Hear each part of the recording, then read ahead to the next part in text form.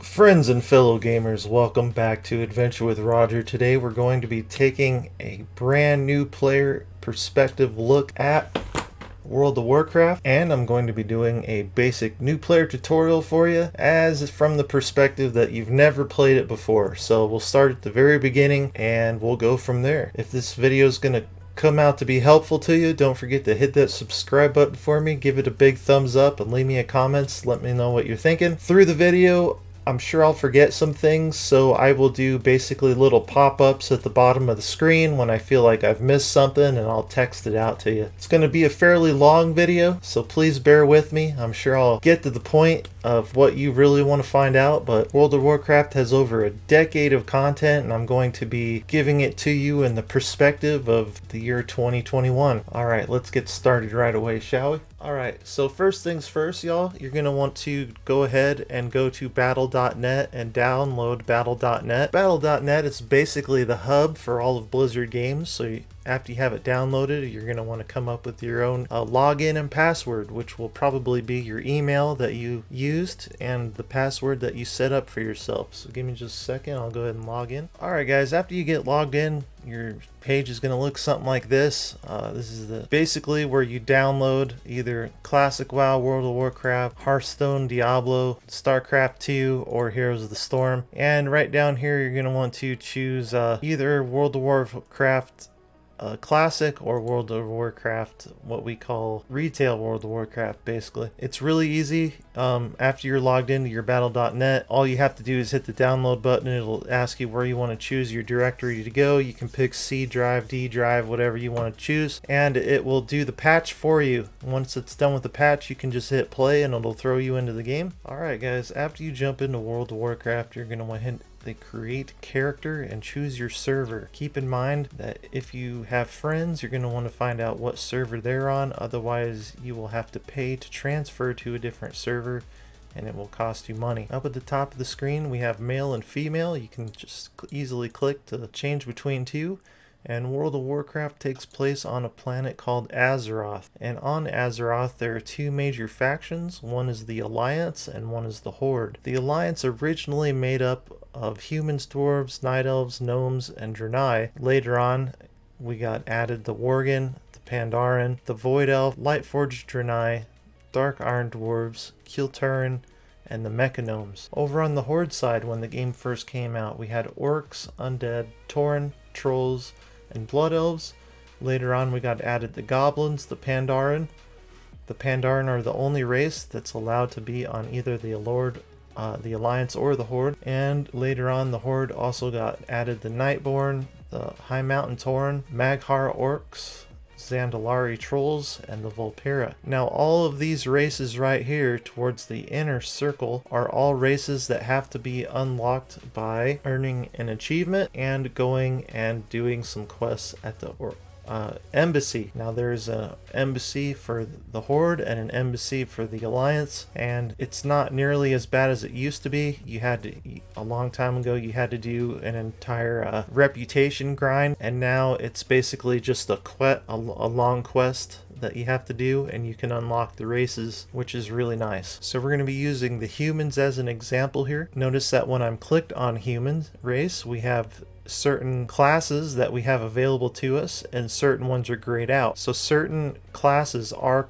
race specific, which I strongly recommend that you choose both sides when you first start out to figure out if you want to be Alliance or Horde, because the aesthetic of the game between the two is vastly different between the Alliance and the Horde. Notice that the Horde, the buildings and everything are far different than the way it's going to look if you're playing Alliance. So let's start by going with the Warriors. The Warriors have almost every class in the game has 3 different specializations to choose from, except for the Demon Hunters, they only have 2. So Warriors have a basic tank spec and 2 melee specs, melee combat specs. The tank spec is very self-explanatory. You're going to be using a sword and board, and then there's Arms Warrior and Fury Warrior, and one of those allows you to use a 2-handed weapon, and the other one allows you to dual wield, like is seen in the picture right here. and you're allowed to either equip 2 one-handed weapons or 2 two-handed weapons, which is really cool. Then we have Hunter. Hunters are your basic ranged class, and you will have the ability to tame pets as a hunter, and there are basically hunters tame only beasts, and beasts are all throughout Azeroth.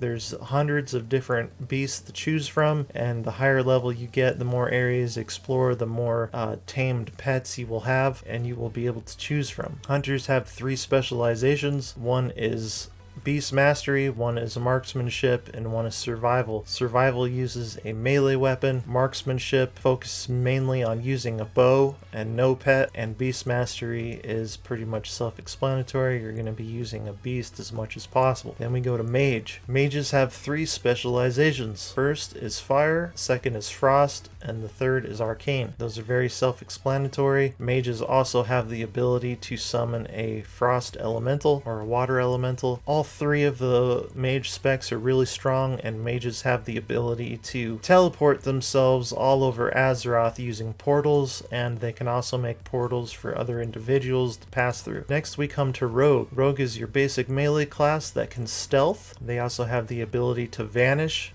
out of combat and make themselves invisible. It's on a long cooldown though. Rogue has 3 specs currently. One is Outlaw, one is Assassination, and one is Subtlety. All 3 of them are your basic damage dealing specs. I'll let you look into that further if you're going to play a rogue. They do all play out a little bit differently. Next up we have Priest. Priest is your basic healer spec, but they also have a damage spec called Shadow Priest, which they can turn into a shadowy and be basically a straight up DPS class. They also have a holy spec, and Discipline is their 3rd spec. Discipline is more throwing shields on people that deny or reduce damage completely. Holy spec is more of your raid healing Priest, and Shadow Spec, like I said, is the damage roll. Next up we have Warlock. Warlock has 3 different specializations as well. One is Affliction, one is Destruction, and one is Demonology. Affliction spec is a lot of damage over time spells. Destruction spec is mostly fire and long range damage spells. And Demonology, of course, is the summoning of your pets, including, and not limited to, an imp, several imps, a Void Walker, a Fell Hunter, and later on at max level or higher levels you'll be able to summon some much bigger pets as well. Next up we have Paladin. Paladin has 3 different specs as well. First up we have Holy Paladin, which is going to be a healing spec. Next up we have Retribution Paladin, which is going to be a melee damage spec that will allow you to wield a big 2-handed weapon. And the next one is Protection Paladin, which is your sword and board type paladin that will allow you to tank for your group. Consecration, which will allow you to hold aggro very easily. Probably the easiest tank spec and probably the best one in the game depending on your playstyle. Next up we have Druids. Druids actually have 4 different specializations, which is different than the normal 3. First up for Druids we have Balance Spec. Balance Spec lets you turn into a moonkin form and lets you balance your magic between the moon and the sun, allowing you to use Starfall abilities to destroy your enemies. The next one we have is a Feral Spec, which lets you turn into a cat form and lets you be basically a powerful melee combatant where you have a lot of positional abilities, kind of like a rogue, similar to a rogue in a lot of aspects, but quite a bit different. Next up we have Guardian Spec. Guardian Spec is the Druid tank form, which will let you transform yourself into a bear and let you tank for your group. And the last one, but not least, is the Restoration Druid, which is a very powerful heal over time healer, which is one of the only healers in the game that has a lot of healing over time spells, which makes you very effective. Alright guys, next up we have Shamans. Shamans have 3 different specializations. The first one we're going to cover is Elemental, where you will be using totems and a lot of lightning abilities to cast chain lightning and fire abilities and all kinds of, it's your basic ranged DPS spec with a lot of different elementals at your fingertips. The next one up we have is Enhancement Shaman.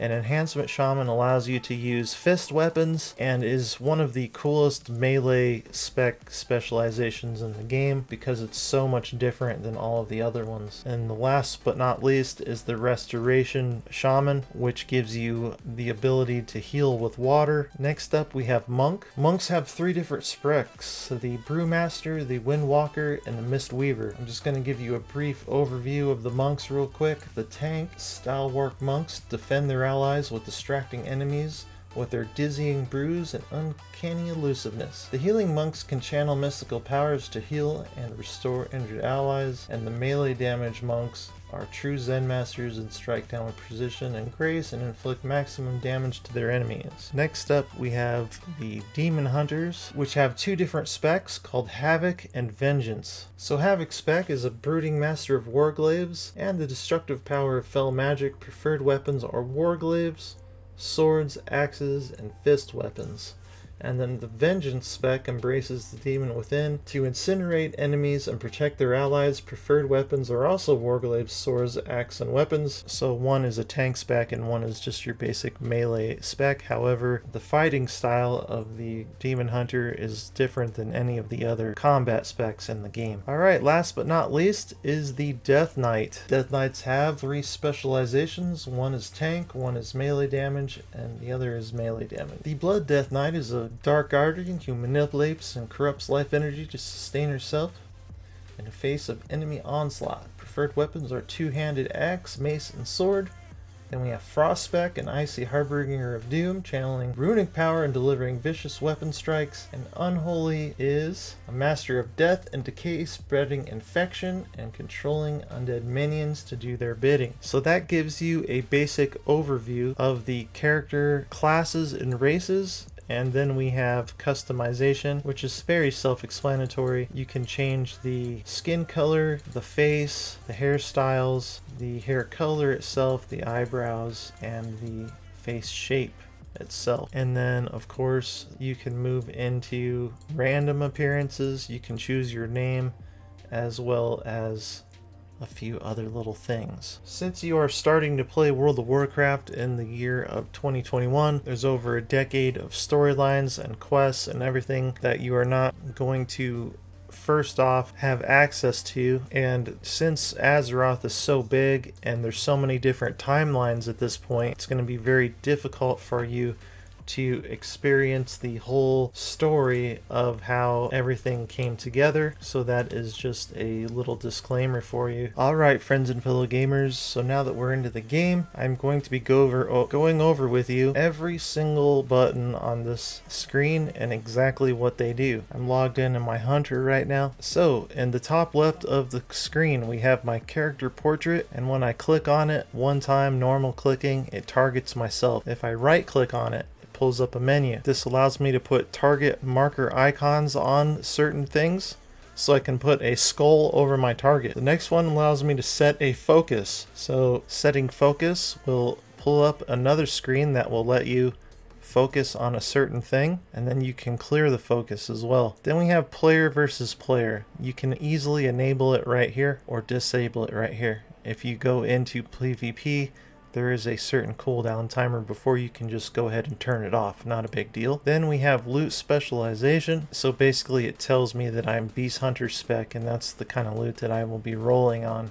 if I was to go ahead and do a raid or something like that. Next up, we have dungeon difficulty. You are going to be doing a lot of dungeons and raids, and if you happen to be the leader, you can then set the dungeon difficulty on normal, heroic, or mythic. Normal being the least difficult, mythic being the most difficult. Then you have raid difficulty, and in raid difficulty it's a little bit different because you can set it between 10 player and 25 player, and then heroic or normal. Then it gives you the opportunity to reset your instances.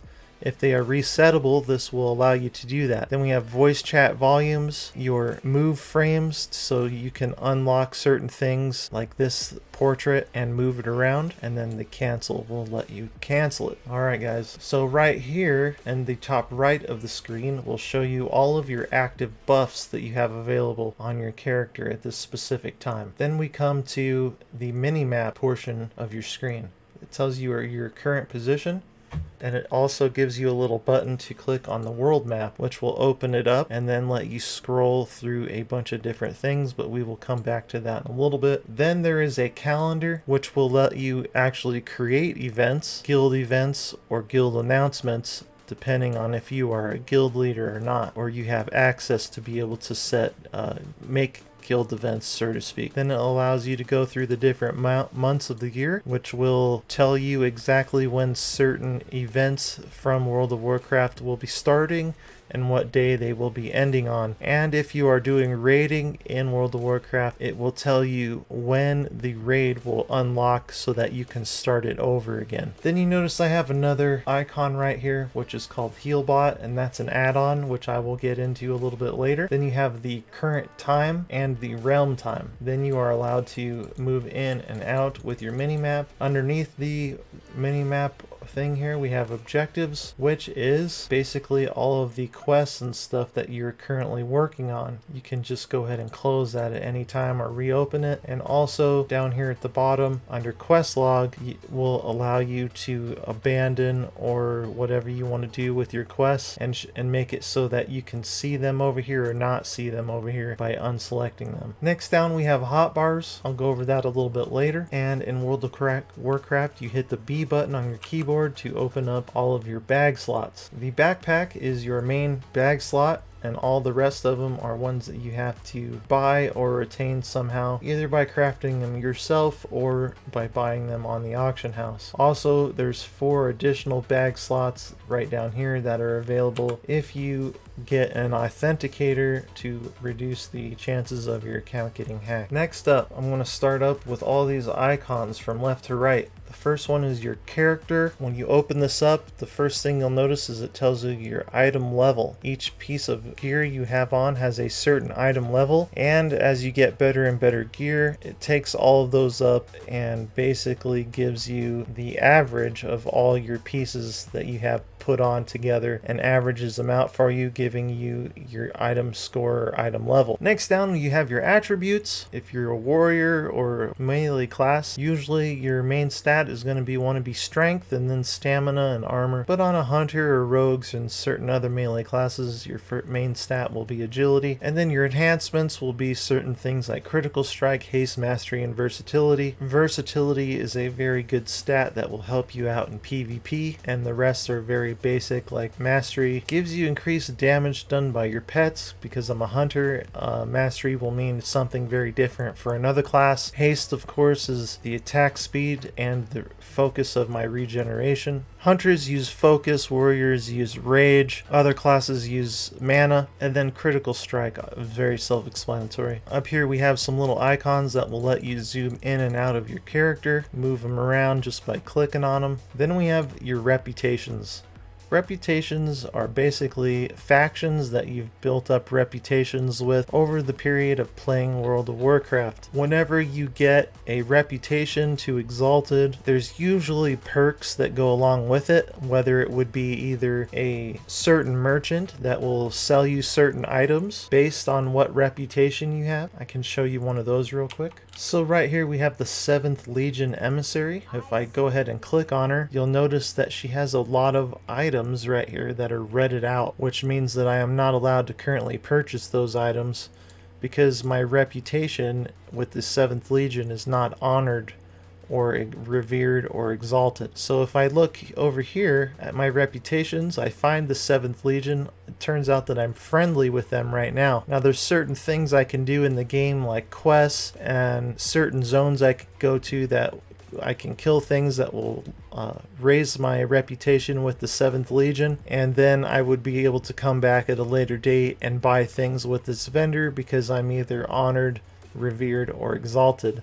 And almost every single reputation in the game has something along those lines, whether it would be mounts that they allow you to buy, or cosmetic items because you have a better reputation with them at that time. Okay, next up we have currency, guys. Currency, there's a lot of different kinds of currencies in World of Warcraft, and the more places you explore, the more places that you go to, you will unlock more and more different currencies. For instance, currencies will also allow you to buy certain things. For instance, the Dark Moon Fair happens a couple times every couple months, and in the fair you will acquire tickets by playing games, and then those tickets will allow you to buy certain things, certain fun items in the game, like cosmetic items that will allow you to change your appearance, so on and so forth. And some of the other currencies would be items that you would be able to turn in for certain other items, and there's a lot of different currencies, let's just say that. So that should just about cover the character tab. Let's go to spell books and abilities. So here's your spell book. When you open this up, you have a couple different tabs over here on the right. The first one would be general. These are all the general abilities that you have. Notice one of them on here is armor skills, which is passive. This just lets me know that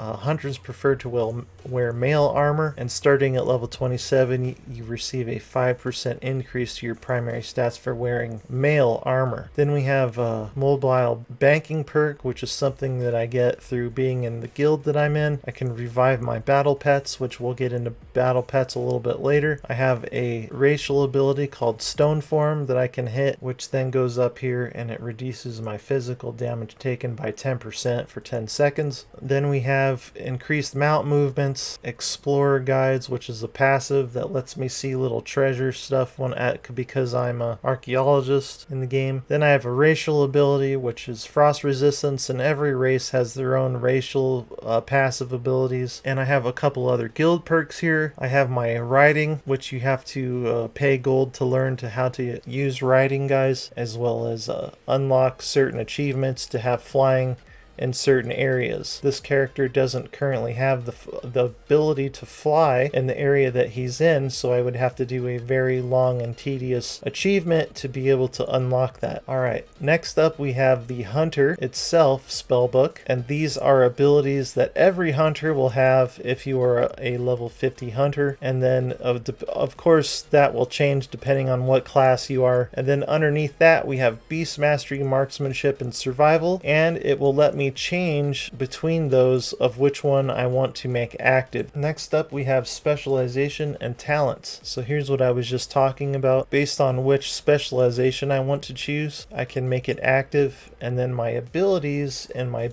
spellbook will then change to those specific ones. Next up we have the talent tree, which allows you to choose different talents based on what level you are. So I'm level 50 right now, and so I can unlock any one of these just by clicking on it and choosing which one I want to choose. And it's basically just a way to diversify your character between other hunters and yourself, basically. Next up we have achievements. So the achievements are very in depth, and there are literally hundreds of them, if not thousands. It shows you your overall summary, achievements for your character, quest achievements, and then each area that you go to in the world has its own achievements for that area. So starting all the way from back to the beginning of World of Warcraft, when you only had the Eastern Kingdoms on Kalimdor, and then the next expansion, which would be the Burning Crusade, introduced Outland.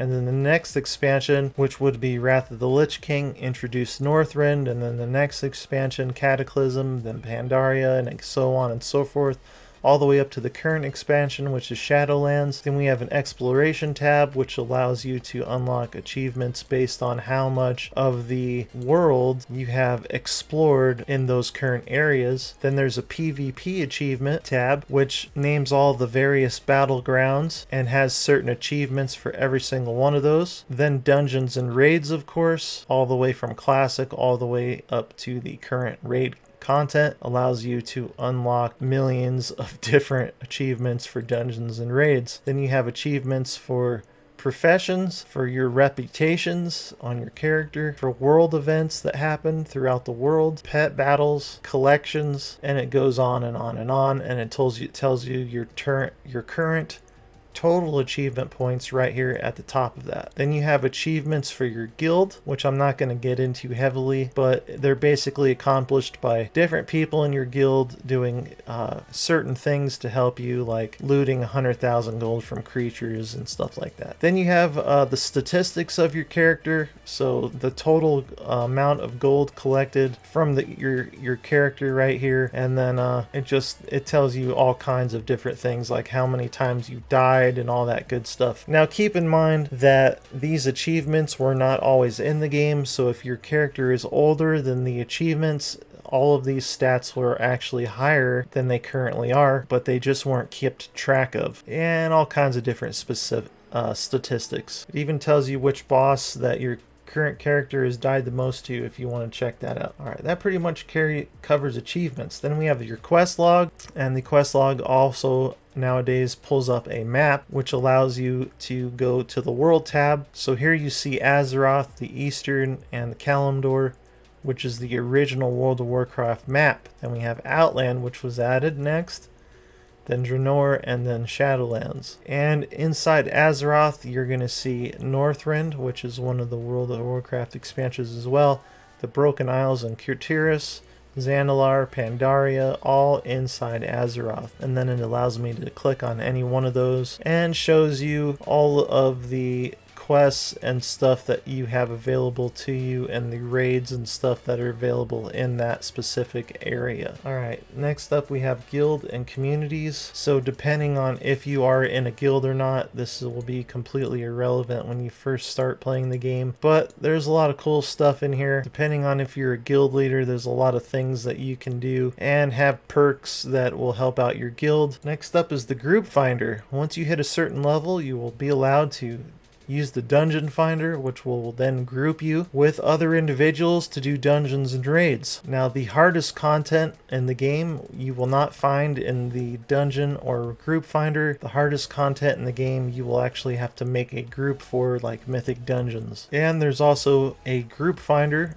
or a way to queue yourself for battlegrounds, epic battlegrounds, which is basically 40v40, and for arena skirmish, which is 2v2, 3v3, which is pretty cool. And based on what class you are, will tell you whether or not you will be able to choose whether or not you want to queue for the tank spec, the healer spec, or the damage spec. Hunters are only allowed to be damage spec, obviously, because they can't heal or tank. Next tab, the first one we have is your mounts. Mounts are collected either by buying them or by getting them as a drop from doing dungeons or raiding content. Other mounts are collected from achievements. For instance, this black bear I got from killing the leaders of the Horde. We basically went into Orgrimmar and killed all the leaders in Orgrimmar at the current time. This was years and years ago, and it awarded me with this achievement for the Alliance and gave me this riding black bear that I can go ahead and mount up on. As well, the Horde has the same kind of stuff as well, where they can go kill all of the Alliance leaders and get a cool mount like this as well. Okay, so here it shows you every mount that you have access to, and it just lets you scroll through until, I mean, there's hundreds and hundreds of them, guys. A lot of players, one of the main things they like to do in World of Warcraft is collect all the mounts that the game has to offer. If you are a Horde character, there is a whole mess of mounts that you can collect specifically for the Horde that the Alliance cannot collect. And this is something that you can do for years and never get all of the mounts, which is kind of cool because it gives you a lot of gameplay. The next up, we have your pet journal. Pets are very similar to mounts, except you can go out in the world and actually collect pets by battling them and then trapping them inside of a little box, and then they go into your pet journal here. Pets also allow you to just click on them and summon them and have them be non-combatant little buddies that just follow you all around the world. Now, there's lots of different ways of getting pets. Like I said, you can catch them yourself. There's certain pets that are available in the store, the shop I mean, under pets, but not a lot of them. Just a few certain ones that you can collect. Looks like there's 4, 8, 16 different ones at this point. And there's also mounts that are in the store as well. However, the best ones are mounts that you find in the game itself. Alright, moving on. You have toy boxes. There's different toys that you can collect throughout the world of Azeroth, which allow you to do fun little things, anywhere from turning yourself into a piece of amber. I can click off of that right up here by right clicking, turning yourself into a tree, and there are literally hundreds of these. A lot of these can be found by doing archaeology, and a lot of toys can just be bought from various vendors going through your reputation. Next up we have heirlooms. Heirlooms are weapons and armor that allow you specific perks from level 1 all the way up until you're done using them. And all you have to do to get them is just click on this. It goes directly into your bag, and then you can equip it onto your character. Now the reason why heirlooms are so nice is because they give you things like increased experience gains and set abilities that you wouldn't normally get at a very low level. And heirlooms can be unlocked with gold and other various ways, and then once you buy them one time, they're put into your heirlooms page, and all you have to do to get them from then on is just click on it and it goes into your bag directly, which is very nice. When you want to start a new character and you have some heirlooms on it, it helps you level up a lot faster. Next up, you have your appearance guide. Alright guys, so appearances. Appearances allow... What the heck is that? Appearances allow you to, whenever you get drops from dungeons and whatnot, it keeps track of what the gear that you've unlocked appearance wise and puts it into your appearance slot. And it does that for basically every slot, so helmets all the way to your gloves and boots, all the way to your weapons and shields. Once you have certain ones unlocked, you can come up to the Transmogrifier, which is available in any of the major cities. Tell him that you want to transmogrify your gear. It shows you this window right here, and it will let me change my appearances based on either sets that I've collected or specific items, so I can change my character to look the way I want it to look, regardless of how stupid I wanted to make it look. So we got a red shoulder piece. I can come through here and I can try to find maybe this helmet that would go with that shoulder piece, and then I could find a chest piece that maybe would go along with it, and you can just do that with everything, including your weapons. So right now I'm on crossbows, and I can go to bows, which will allow me to change the appearance of my weapon here. And there's a lot of really fantastic looking weapons in World of Warcraft. And if you're a tank or whatever, there would be an ability to change your main and your offhand, and you just have to pay some gold to do it, basically. Alright, that pretty much covers that tab. Next up we have the adventuring guide, which will suggest content to you, whether it's random battlegrounds, doing some time walking abilities, which is older content, or the Warsong Gulch. Then it will show you specific dungeons and let you go all the way back to classic World of Warcraft, which will then, if I click on certain, let's say I just want to click on Mardon here, it will show me which bosses are in Mardon, and then if I click on a specific boss, I can even see what the boss's abilities are, and the loot that specific boss will drop, as well as a model of what it will look like, which is really fantastic.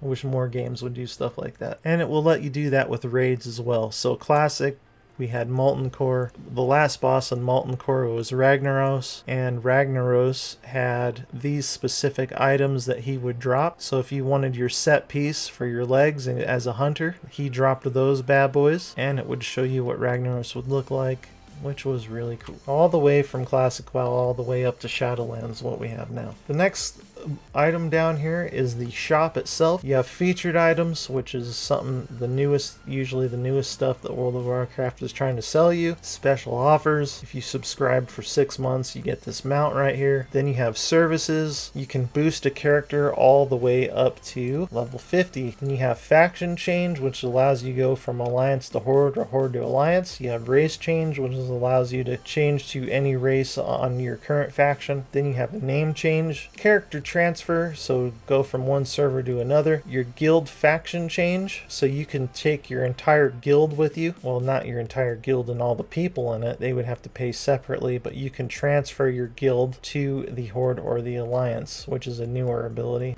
Change the name of your guild, and then the guild realm transfer. Then you have the WoW token, which basically lets you pay $20 to get this amount of gold by selling the token on the auction house, which is a very shitty thing that Blizzard did quite a while back. Then you have your mounts, guys. You can buy quite a few different cool looking mounts from the shop. However, you will not get any props for buying any of these. You will just have to enjoy them yourselves. Then you have pets, transmog stuff. There's currently one transmog set that makes you look like a ridiculous fairy for 20 bucks. Then you have a couple of toys and some bundles for $20 that will unlock certain things across the entire Blizzard Battle.net. So all the games on Battle.net will get a little bit something. Then last but not least, we have the game menu. The game menu will let you ask for support. If you find a bug or you're having troubles with something, this will give you a lot of answers to the things that you need. If you can't find the answer you need, it will let you contact support and put in a ticket, and they will get back to you. They're actually pretty good about that stuff, honestly, getting back to people. Next up, we have the shop, which we've already gone over. What's new? Shadowlands is the newest expansion. Then we have the interface. The first thing you're going to want to do when you first start playing World of Warcraft is go into your interface and click this auto loot check mark, which will allow you to click on a monster one time and loot all of the stuff into your bags instead of having to click on every single individual piece to put it in your bags. Then you have combat, display, your social stuff, your action bars. This is another thing I recommend you do right away when you first start playing World of Warcraft, is turn on all of your hotbars and just hit OK, so that you have hotbars over here on your right and you have multiple hotbars down here at the bottom, so you have plenty of room to put all your stuff. Then you can choose to display your own name, your critters' names, friendly players, minions, all that good stuff. Everything that you want to see on your screen as far as names go. Your camera, your mouse pad, the sensitivity, accessibility. You can change numbers for hostile stuff and whatever. And then your raid profile stuff, which is something you can learn about much later on in the game when you're high enough to go raiding with other individuals. Alright guys, let's go over inventory and banking. So here is your basic banker. When you click on her, it gives you a bunch of different slots right here, and then underneath those slots you have other bag slots that you can unlock for a certain amount of gold and put basically old stuff that you want to hang on to or current stuff that you want to hang on to into those bag slots.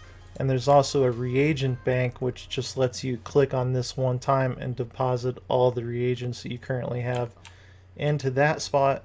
And then there is also guild banks where you can deposit gold as a whole and have a bunch of different slots that you can set it up. If you're the guild leader, you can set it up to where anyone can go in here and deposit stuff or withdraw stuff as a guild. And then there's a log that tells you who withdrew what and how long ago they withdrew it. There's a money log also that keeps track of who withdrew or deposited things, and then another information tab. Next up, we have the auction house, guys. The auction house is very self-explanatory. If you want to go ahead and buy a weapon, you can click on that. If you want it to be two-handed, if you want it to be a sword, you can hit search. It will show you every two-handed sword that is currently for sale on the auction house. What it does do is make it so that it doesn't tell you, it does tell you. It shows you every single two-handed sword that's available on the auction house, and if you click on it, it shows you how many different ones are for sale and the current buyout prices or the current bid prices on those specific items. Instead of having to arrow over through thousands of the same exact weapon, they kind of reduced it to specific categories now, which actually makes a lot of sense. So if I want to go to cloth head, it'll show me every single cloth head that's for sale, but then not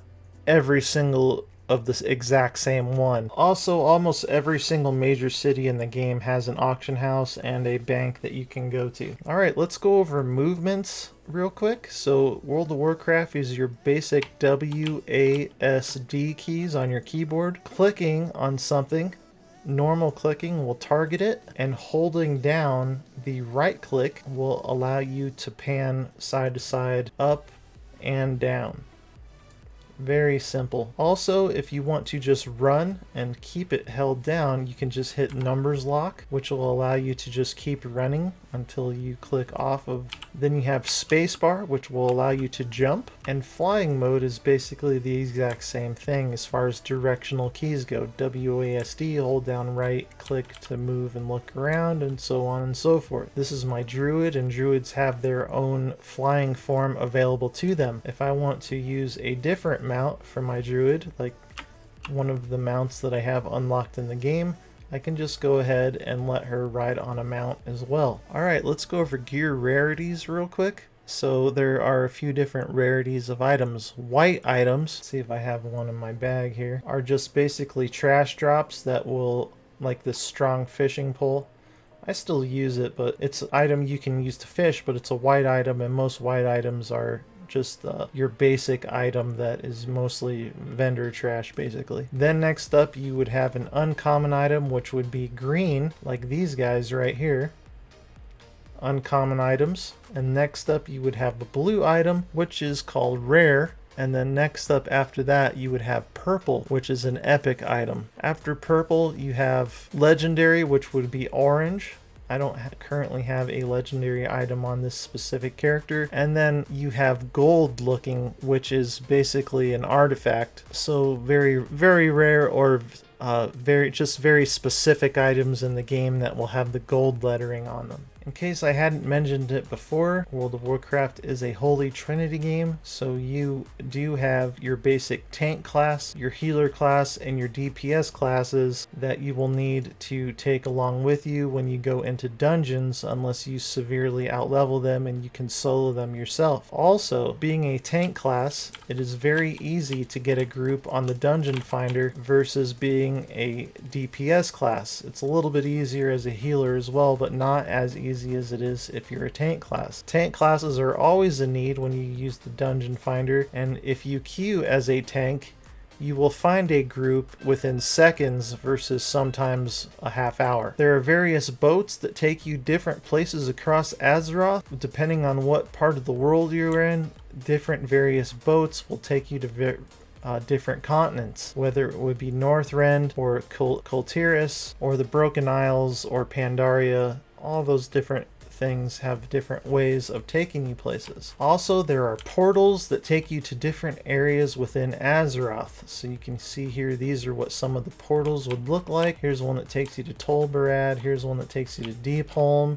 Most of these are from older expansions. There's one for Oldham. Here's one for Hyjal, Twilight Highlands. All I would have to do is run up and click on one of those, and it would take me to that specific area. Also, mages have the ability to teleport themselves through portals to different parts of the world as well. Not all of them, but quite a few different ones. Alright, next up I want to go over macros with you real quick. Macros are an easy, fun way of making your character be able to do or say things in an easy way. So what you would want to do is hit new. You would choose an icon that you want your macro to have. And let's say you're a healer. Let's just call this I'm out of mana. Hit OK. And then down here I would be able to say /say, so it says it in white chat basically.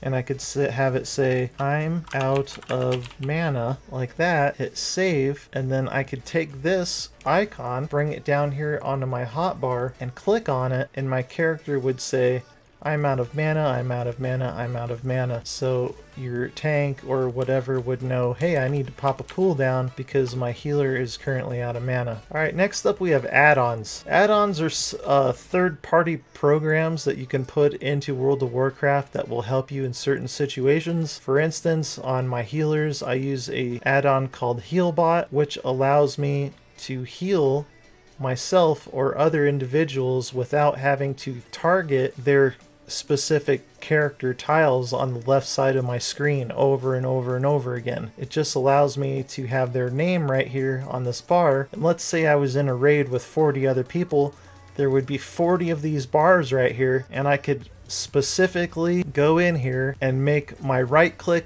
cast this spell, my shift click hit this spell, my control click, my alt click, a bunch of different clicks, right click, left click, center button on your mouse, whatever you want to do, cast certain spells, and then all you would have to do is memorize those clicks and then have the ability to cast those spells onto your character. And there are hundreds if not thousands of different add-ons you can do that calculate the amount of damage everyone in your party is doing, or there's add-ons that tell you what specific bosses are going to do in certain phases of boss fights, things like that. There are add-ons that help you take care of your inventory much easier by not having all these bags, but by having one big specific bag. There's an add-on for everything in World of Warcraft, and you can download those, and then it's very easy to introduce those into your game. All you have to do is download them and then move it into your add-on folder in your World of Warcraft directory, basically. But be very careful what website you get those off of, and make sure that you don't get any kind of viruses or anything like that. I've used curse.com for years, so I've never had any problems. However, please do your own research on that one. You can also disable your add-ons or turn them back on in the login screen of when you're selecting your character. At the very bottom of your screen, you'll notice that you have an experience bar. As you kill things and gain experience, or do quests and gain experience, this bar will start to fill up.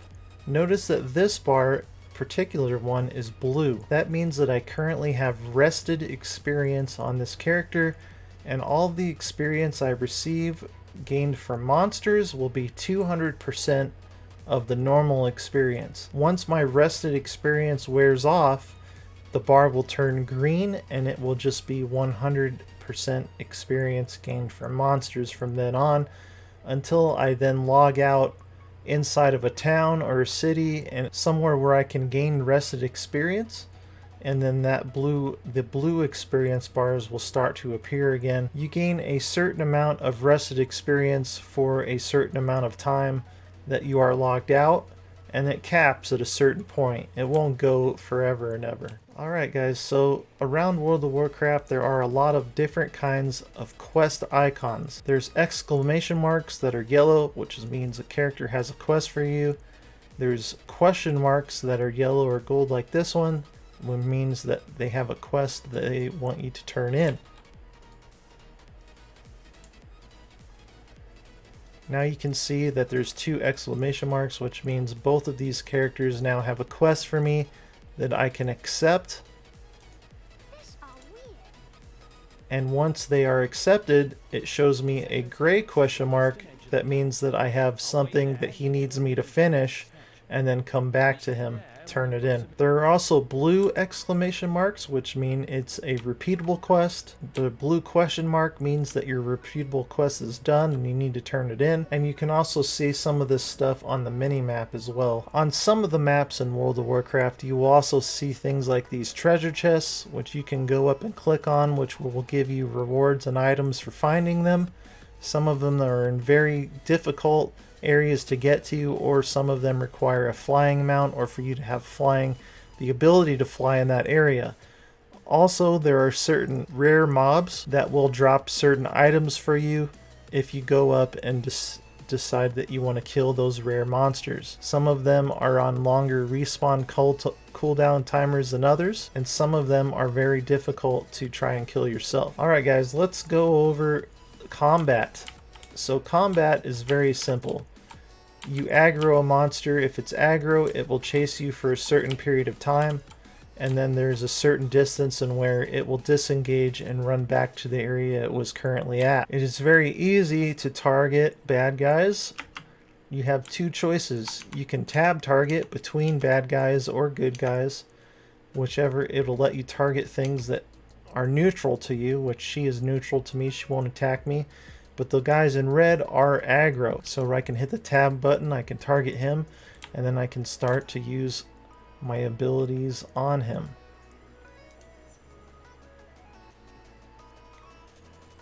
Now all abilities are on cooldown timers once you use them. There are certain abilities that are not on cooldown timers, and those are usually use up some sort of resource like rage or energy, depending on what class you're going to be using. Right now I'm on my warrior, and on my warrior, by using the charge ability, it does damage to him, roots him in place for 1 second, and generates 10 rage. Now on warriors, whenever you take damage or you do damage, you gain rage, which then allows you to use certain abilities that you didn't always have access to. There are also interactable objects in World of Warcraft for quests, as well as treasure chests and all kinds of stuff like that. Notice right now that I have a quest to release all these urchin workers, which will then give me my quest update saying that I have one of them out of 6 that I need to get. Also, if you were a DPS class and you were in a group with like this warrior or different people, you would be able to target that person and then target their target, so to speak, so that you could always make sure that you were assisting that person very easily. And don't forget, guys, whenever you see a spider out in the world, you have to squish a spider. It's just a rule. Also, within the world of Azeroth, there are people like this guy who has the green exclamation mark above his head, which tells me that he is a flight master.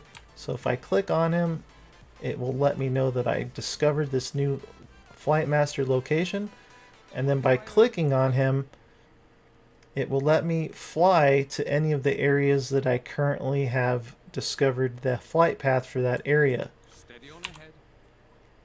There are flight paths all over the world of Azeroth, and the more that you discover, the easier it is for you to fly to those specific flight paths to make your travel time take much less time overall. Wow, guys, this is definitely going to be a long one. Apologize about the length of this video. I'll try to edit it as much as I can and reduce the amount of time that it took, and I'm also losing my voice, so I apologize for the monotone. The good old vocal cords are giving me a little bit of a hard time. Overall, World of Warcraft is a super epic game. There's thousands of hours of fun to be had playing this game, and if you can look past all the flaws that it has, I guarantee you'll have some fun playing it, either the old content or the future content. I hope that I covered some of the questions or concerns that you might have about World of Warcraft in this video.